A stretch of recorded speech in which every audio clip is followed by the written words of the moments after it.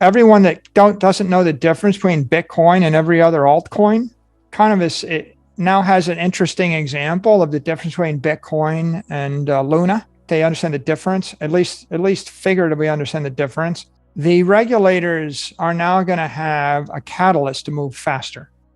Gensler said, someone's going to get hurt if we don't fix this. And the congressional view 3 months ago was, no, don't do anything. Don't move too fast because you might mess up the market. Mm-hmm. And Gensler said, well, a lot of these exchanges are trading security tokens and we don't know what they're backed by. And when they crash, someone's going to lose a lot of money. The crypto market crisis, according to Michael Saylor, co-founder, chairman, and CEO of MicroStrategy, is great for Bitcoin. Contrary to most, the frantic price action in the Bitcoin market does not appear to disturb. In fact, he has another bold prediction for Bitcoin, despite it struggling to stay above $30,000. Michael Saylor, who started building his Bitcoin reserves in 2020, recently claimed that he is in it for the long haul, and his strategy has remained unchanged. Buy and hold the world's largest cryptocurrency. Hello and welcome to Wealthy Value. In today's video, Michael Saylor updates about the crypto crashes and their impact on the price of Bitcoin, Bitcoin's role in regulating wealth concentration, and why it is the single best property solution for everyone. Make sure to stick around till the end of this video, where Michael explains how we get to $1 million per Bitcoin after this price slump. If you like the video, don't forget to give it a thumbs up, subscribe to the channel, and turn on the post notifications. Let's dive right into the video. There's only 21 million ever going to be, right? Which means that everybody's going to fight over that Bitcoin, right? And at some point when Apple needs it, they're going to pay a lot of money for it. And then when Google needs it, they're going to pay a lot.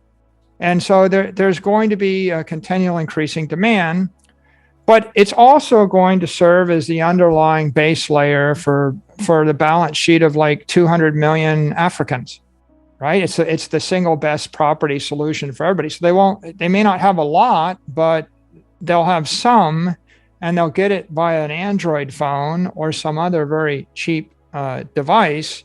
And if they can't afford it, then the World Bank or the IMF is going to buy the Bitcoin so they could distribute it. Right now, they're distributing dollars as their reserve asset. But what happens when they start distributing Bitcoin? Weak properties are going to continue to demonetize. Weak currencies are going to continue to demonetize. The political sentiment will shift to, okay, we understand why you think we should regulate this, right? We understand why the administration thinks this needs to be brought into the public policy framework. I think this will bring the Democrats and the Republicans together. And I think this will bring the Congress together with the administration. I already think we know where their sentiments are. They want safe, transparent, well-backed stablecoins.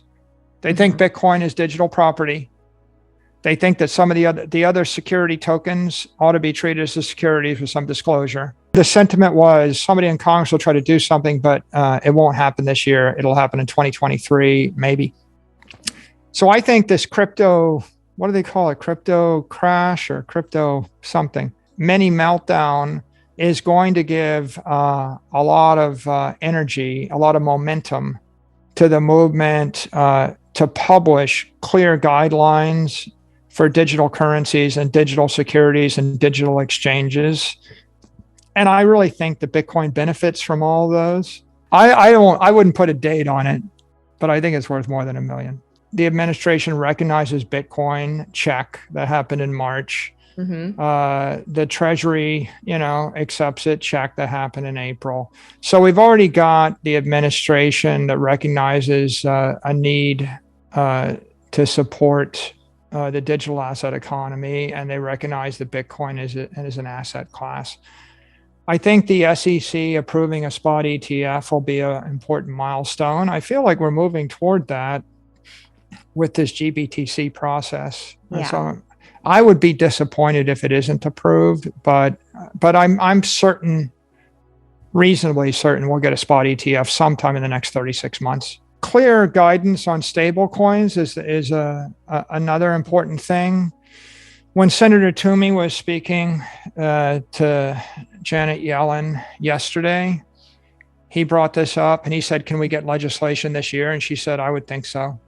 I would think we should. So there's agreement between the administration, and that's a Democrat administration, and a Republican senator, right? So the Republicans would like this, the Democrats would like this. So that kind of guidance is important because there's a massive demand for digital currencies in the form of stablecoin. And yet the uncertainty, the fact that the currencies are currently being delivered in the form of stablecoins, which are unregistered securities, which are unlicensed, which are in a regulatory gray zone, it has the industry twisting in the wind because really big banks can't get it. They can't issue. None of the banks can issue, even though the world wants $1 trillion worth of digital currency. You see a massive avalanche, a conversion of all the weak currencies to the dollar. You'll see digital dollars become the medium of exchange everywhere in the world, moving on lightning rails, which would be incredibly good for Bitcoin, incredibly good for the entire crypto economy. I have become more optimistic as I've continued this journey. I would say that. If you're working as hard as you can for a decade, you can't get ahead, and you figure out why, and then you find something that may be a solution. And I think that is the journey I've gone through. I've gone from frustration to despair to aggression to mission. I'm not an idealist, right? Like I've said, it's not going to solve all the problems in the world, just half the problems in the world. For example, I can still take a gun and shoot you and take your stuff, right? Even if you own, if you own Bitcoin, I can take your house. I can still declare war on the country to my left, right? As long as there's a government, I can still like pass a law taking 10% of everybody's property and give it to my friend, right? I could still pass a tax that says that if you drive, 22 miles an hour, you lose half your stuff. So there's going to be wealth concentrations from asymmetric law, from wars, from tariffs, from politics. The Cantillon effect is if everybody had all their wealth in currency, it would be very easy for me to steal it all. Well, actually, if all the wealth in the world was currency and I printed twice as much, I could take half, right? But all the wealth in the world isn't currency, right? Some of it is in collectibles and some of it is in property. And so if it's in property, I can't use the money printer to steal it. I have to use property taxes to steal it. Or I can use eminent domain, which is like immediate seizure. So I think that you're going to continue to have those inefficiencies, right? The conclusion is if you own Bitcoin and you live in North Korea, I don't think your wealth is as secure. I would not suggest you tweet about Bitcoin from Cuba or North Korea, right? Because they don't have property rights.